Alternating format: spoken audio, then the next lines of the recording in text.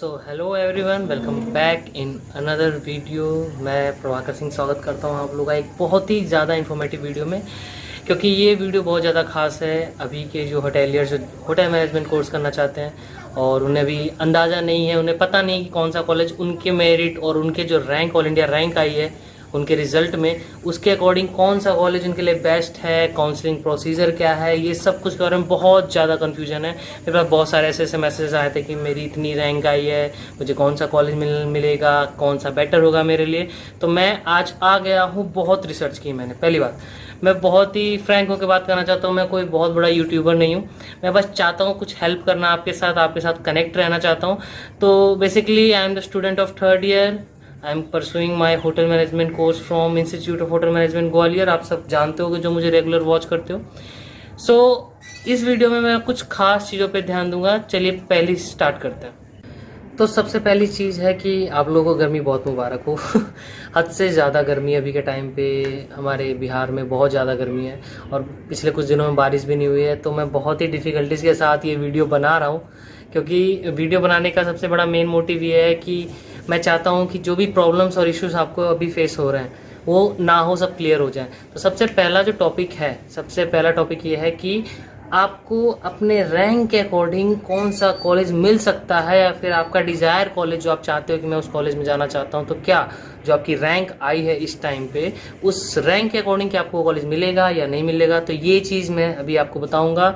और दूसरी चीज़ सबसे ज़्यादा इंपॉर्टेंट है कि शेड्यूलिंग जो हुई है, जो काउंसलिंग शेड्यूल आप लोगों के पास में मिला होगा, उसका चॉइस फिलिंग का ऑप्शन अभी तक नहीं आया है। जबकि उस शेड्यूल वाले जो पूरे प्रोसेस में 10 तारीख से 14 तारीख को चॉइस फिलिंग का ऑप्शन था, तो उसका चॉइस फिलिंग का ऑप्शन अभी एनसीएचएम के काउंसलिंग वेबसाइट पे नहीं आया है। तो इसके पीछे क्या रीज़न है ये भी मैं आपको समझाऊंगा। मैं यहाँ पे अभी आपके सामने वो काउंसलिंग शेड्यूल यहाँ पे पेस्ट करूँगा, आप ध्यान से उसे पढ़ लेना, वीडियो पॉज करके पढ़ लेना। इनफैक्ट मैं उसको डिस्क्रिप्शन में भी डाल दूंगा, तो आप लोग अच्छी तरीके से देख सकते हो। तो ये दो चीज़ों पर बहुत ज़्यादा ध्यान देने वाला हूँ। पहला कि आपके मेरिट और रैंक के अकॉर्डिंग आपको कौन सा कॉलेज मिल सकता है, और दूसरी सबसे बड़ी चीज़ कि काउंसलिंग शेड्यूल में आप किस तरीके से काउंसलिंग के प्रोसेस को पूरा करेंगे। So welcome back on my laptop screen. तो मैं अभी एनसीएचएम के जो ऑफिशियल जो काउंसलिंग की वेबसाइट है मैं वहां पे आ चुका हूं, और आप देख सकते हो कि ये कुछ इस तरीके से इंटरफेस एनसीएचएम की काउंसलिंग वेबसाइट का है। अब एनटीए से कुछ ज्यादा हमारा कनेक्शन नहीं रहेगा, क्योंकि एनटीए हमारा बस रिजल्ट तक ही सीमित था। अब चूंकि रिजल्ट आ चुकी है तो हमारा सारा काम अब इसी वेबसाइट के ऊपर से होगा। तो मैं इस वेबसाइट का लिंक आपको डिस्क्रिप्शन में डाल दूंगा। तो सबसे बड़ी बात कि अभी तक जो बीएससी की जो चॉइस फिलिंग थी फर्स्ट राउंड की, वो क्यों नहीं आई है। सो सबसे बड़ी हमें इंफॉर्मेशन यहीं पे मिलेगी कि आप ध्यान से देखो। तो यहाँ पे जो कैंडिडेट एक्टिव बोर्ड है, यहाँ पे भी कोई भी चॉइस फिलिंग का ऑप्शन नहीं आया है, लेकिन चॉइस फिलिंग का ऑप्शन दिख रहा है, वो एमएससी के लिए है। सो आप इस बात का ज्यादा तरीके से ध्यान दीजिएगा कि ये चॉइस फिलिंग का ऑप्शन एमएससी के लिए है।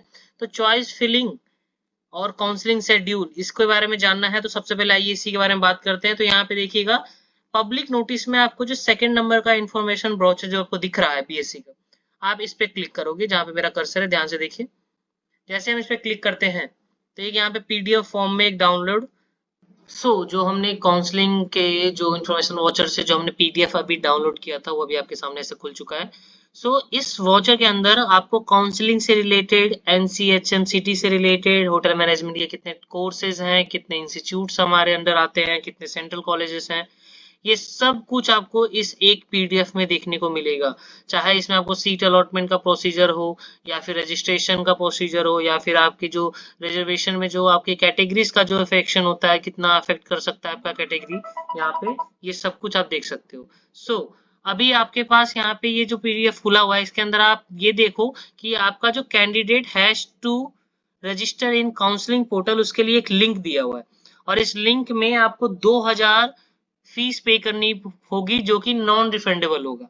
तो ये सबसे पहला प्रोसेस होता है काउंसलिंग का, कि आपको रजिस्ट्रेशन करना पड़ेगा। आप इस लिंक से जाकर रजिस्ट्रेशन कर सकते हो।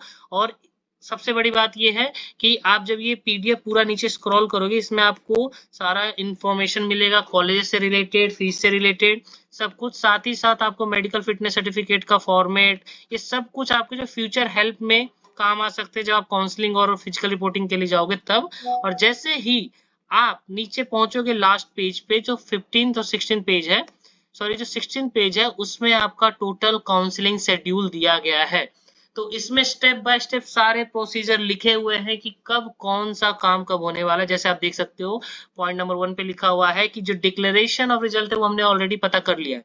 हमें पता है कि हमारा रिजल्ट क्या है, हमें पता है हमारा ऑल इंडिया रैंक क्या आया है, और उसके बाद जो पहला प्रोसेस है वो क्या है, हमें रजिस्टर करना पड़ेगा 2000 फीस डिपॉजिट करके, जो कि नॉन रिफंडेबल होगी। आप अगर एक बार रजिस्ट्रेशन कर देते हो तो आपको चॉइस फिलिंग करनी पड़ेगी। और चॉइस फिलिंग करने के दौरान, सबसे पहले चॉइस फिलिंग करने के दौरान, अभी सबसे बड़ा इशू क्या है कि ये जो फर्स्ट राउंड का चॉइस फिलिंग का जो ऑप्शन है हमारे पोर्टल पे भी आया नहीं है। तो वो 10 से 14 तक का डेट दिखा रहा है, अब वो कब तक आता है वो देखने वाली बात होगी। पर अभी क्या है कि ये रजिस्ट्रेशन का लिंक वहां पे आ चुका है। मैं एक बार फिर आपको दिखाना चाहता हूँ, आप यहाँ के देखो कि जो रजिस्ट्रेशन का जो लिंक है वो आपको कैंडिडेट एक्टिविटी बोर्ड के नीचे दिख जाएगा, और साथ ही साथ आपको उस पीडीएफ में भी दिख जाएगा जो मैंने अभी आपको दिखाया कि कहां से आप लिंक पे क्लिक करके आप रजिस्ट्रेशन कर सकते हो। अभी मैं वहीं से आपको प्रोसेस करके दिखाऊंगा। अब यहाँ पे आप ध्यान से पढ़े तो फर्स्ट राउंड का जो सीट अलॉटमेंट रिजल्ट आएगा वो आएगा 16 तारीख को। तो जो 16 तारीख है वो आपके फर्स्ट राउंड का सीट अलॉटमेंट रिजल्ट आएगा। आपके रैंक के अकॉर्डिंग फर्स्ट राउंड में जितनी कट ऑफ मार्किंग होती है उसके अकॉर्डिंग आपका रिजल्ट आएगा। और सबसे बड़ी बात कि आप चॉइस फिलिंग कैसे करें, कौन सा कॉलेज आपको बेटर होगा नहीं होगा, वो भी मैं इस वीडियो में आपको आगे चल के बताऊंगा कि आप अपने रैंक के अकॉर्डिंग किस तरीके से कॉलेज को चूज कर सकते हो। तो इस पीडीएफ को ध्यान से पढ़ लीजिएगा आप लोग।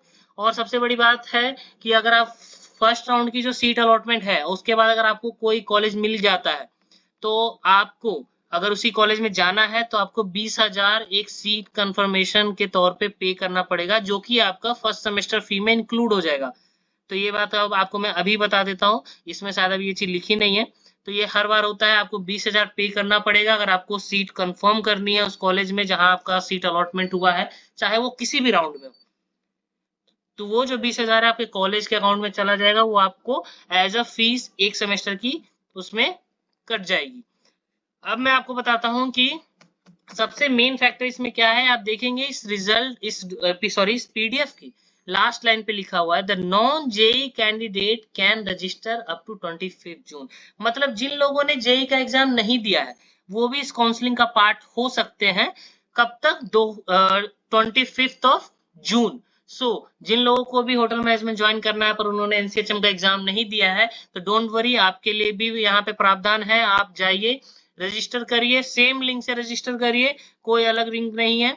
तो मैं भी आपको उस लिंक पे क्लिक करके दिखाता हूँ कि आप किस तरीके से आप रजिस्टर कर सकते हो, अपना रजिस्ट्रेशन कंप्लीट कर सकते हो, काउंसलिंग का पहला स्टेप आप कैसे कंप्लीट कर सकते हो। मैं इस पीडीएफ पे ऊपर जाऊंगा जहां पे वो रजिस्ट्रेशन लिंक था, उस रजिस्ट्रेशन लिंक पे हम क्लिक करेंगे। जैसे आप देख सकते हो ये रहा वो रजिस्ट्रेशन लिंक। जैसे हम इस पे क्लिक करेंगे तो आई थिंक एक साइट इशू है, तो हम डायरेक्ट एनसीएचएम के जो मेन पोर्टल है इससे भी क्लिक कर सकते हैं। यहाँ पे देखिए कैंडिडेट एक्टिव बोर्ड पे इस लिंक पे क्लिक करने से आपको इस तरीके का इंटरफेस खुलेगा, और इसमें जिन लोगों ने रजिस्टर कर रखा है वो यहाँ पे लॉगिन कर सकते हैं, नहीं तो हमें यहाँ पे फ्रेश कैंडिडेट रजिस्टर करना है।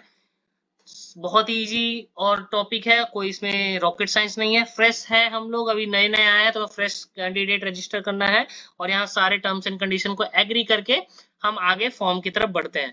तो यहाँ पे फॉर्म में जो बेसिक डिटेल्स होती है, किसी भी व्यक्ति की जो बेसिक डिटेल्स होती है वो हमें यहाँ पे फिल करना है। Father's name, mother's name, gender, अपना कॉन्टेक्ट एड्रेस, पासवर्ड वगैरह। आप और याद से आप जो पासवर्ड सेट करोगे उसे याद रखना है, क्योंकि आपके जो काउंसलिंग की जो प्रोसीजर होंगे आगे फर्स्ट राउंड सेकंड राउंड उन सब में ये काम आएंगे। तो जो पासवर्ड आप रखोगे वो ध्यान से रखना। और जो आपका सिक्योरिटी पिन यहाँ भरने के बाद आपका जो पेमेंट का पोर्टल खुलेगा, अभी मेरे पास कोई भी कैंडिडेट का इन्फॉर्मेशन नहीं है, नहीं तो मैं आपको करके बताता किस तरीके से रजिस्ट्रेशन होता है। अगर मेरे पास आएगी तो मैं करूंगा, नहीं तो आप इतने होशियार हो कि आप ये रजिस्ट्रेशन खुद भी फिल करके और नेक्स्ट स्टेप आप पेमेंट कर दोगे 2000, जो कि आपका नॉन रिफंडेबल होगा। आपको एक बेसिक सा मैं आपको यहाँ पे डिटेल समझा देता हूँ। लास्ट आपको जो काउंसलिंग शेड्यूल किस तरीके से करना है, तो सबसे पहले आपको वही समरी में बता दिया हूँ कि 2000 आपको पैसे पे करके आपको रजिस्ट्रेशन करना है, चाहे वो जेई कैंडिडेट हो या नॉन जेई कैंडिडेट हो। उसके बाद जैसे ही चॉइस फिलिंग का ऑप्शन आपके पोर्टल पे अवेलेबल आता है, आप सबसे पहले अपने कॉलेजेस को चॉइस के अकॉर्डिंग फिल करोगे कि आपको सबसे पहले पहला प्रायोरिटी आप कौन से कॉलेज में जाना चाहते हो, उसके अकॉर्डिंग दूसरा, तीसरा, इस तरीके से आप 10 कॉलेज कर सकते हो। आपकी जितनी मर्जी है, आप 5 करो, 4 करो, आपको जहां जहां जाना है, जहां आपको लगता है कि आपका जो रैंक है उस अकॉर्डिंग आपका सिलेक्शन हो जाएगा। वो भी मैं इस वीडियो में भी जस्ट आपको इसको एक्सप्लेन करने के बाद ही मैं आपको वो चीज बताता हूँ। तो जैसे ही आप अपना चॉइस फिलिंग करोगे, सबमिट करोगे, तो आपका जो फर्स्ट राउंड का जो सीट अलॉटमेंट रिजल्ट आएगा वो 16 तारीख को आएगा।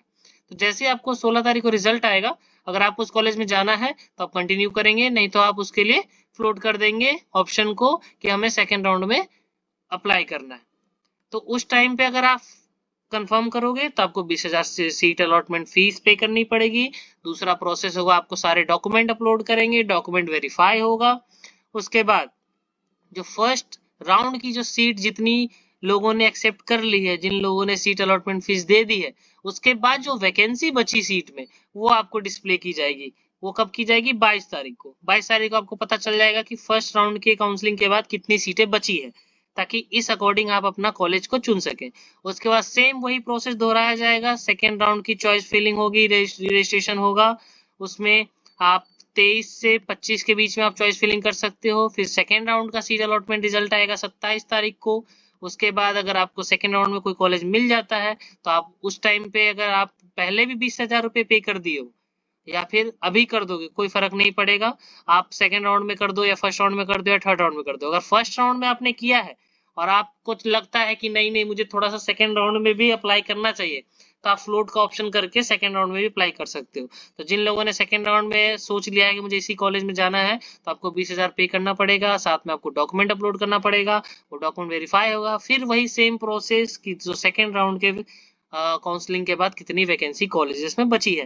तो यही टोटल 4 राउंड का प्रोसेस होगा। उसके बाद जो लास्ट राउंड होगा, वो लास्ट राउंड में आपको फाइनली सेलेक्ट करना पड़ेगा। जो भी कॉलेज आपको मिलेगा आपको जाना ही पड़ेगा। नहीं अगर आपको जाना है तो आप 20,000 पे मत करिए, वो आपका फिर फ्यूचर डिसीजन हो जाता है। लेकिन आपको फोर्थ राउंड के बाद कोई ऑप्शन नहीं बचेगा कि आप आगे बढ़ सकते हैं। तो लास्ट जो आपका रिजल्ट आएगा कॉलेजेस का, वो आएगा 20/7/2024 को।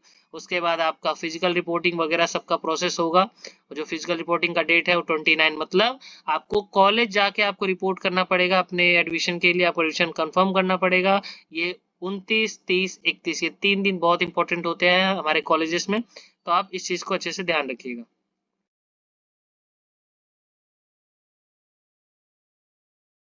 अब बात करते हैं कि आपको अपने रैंक के अकॉर्डिंग कौन कौन से कॉलेजेस मिल सकते हैं। अब सबसे बहुत अच्छी बात यह है कि आप कैसे कॉलेजेस चूज करें। तो सबसे पहले आप ये साइट पे आ जाओगे। साइट पे आने के बाद आप यहाँ पे ई सर्विसेज पे क्लिक करोगे। ई सर्विसेज पे क्लिक करने के बाद आपको यहाँ पे OR और CR दिख रहा होगा। इसका मतलब होता है ओपनिंग रैंक और क्लोजिंग रैंक। ये लास्ट ईयर में कौन कौन से कॉलेजेस ने, किस किस कॉलेजेस ने कितने रैंक पे फर्स्ट राउंड में उस कैटेगरी के लोगों को दिया था रैंक, और कितने पे उसका कट ऑफ आया था, ये सब कुछ आपको लास्ट ईयर के अकॉर्डिंग दिखेगा। तो मैं अभी आपको करके बताता हूँ। जैसे आप यहाँ आओगे, opening and closing rank BSc, ये BSc 2023 का आप यहाँ पे क्लिक करोगे तो कुछ इस तरीके का पोर्टल आपके सामने खुलेगा। सॉरी गाइस, हाँ, तो कुछ इस तरीके का पोर्टल आपके पास खुलेगा, जिसमें आपको देखो यहाँ पे counselling, opening rank, closing rank लिखा हुआ है। आप काउंसलिंग तो आपको पता है, यहाँ पे आपको कुछ छेड़छाड़ नहीं करनी है। राउंड आपको पता करना होगा कि कौन से राउंड में कितना ओपनिंग रैंक और क्लोजिंग रैंक उस कॉलेज ने कट ऑफ के तौर पे लिया था।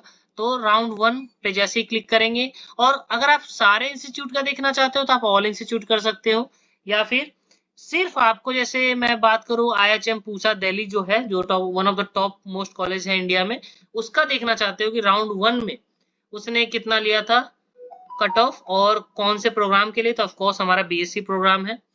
तो BSc प्रोग्राम क्लिक करने के बाद हम कैटेगरी चूज करेंगे, हमारी कौन सी कैटेगरी है। तो यहाँ पे आपको ओपन PWD, ओपन मतलब जनरल कैटेगरी, ओपन PWD, तो हम बात करते हैं ओपन कैटेगरी की। तो हमने यहाँ पे सारे ऑप्शंस फिल कर दिए। हमें IHM पूसा का राउंड 1 का लास्ट ईयर का कट ऑफ देखना है कि कितना गया था।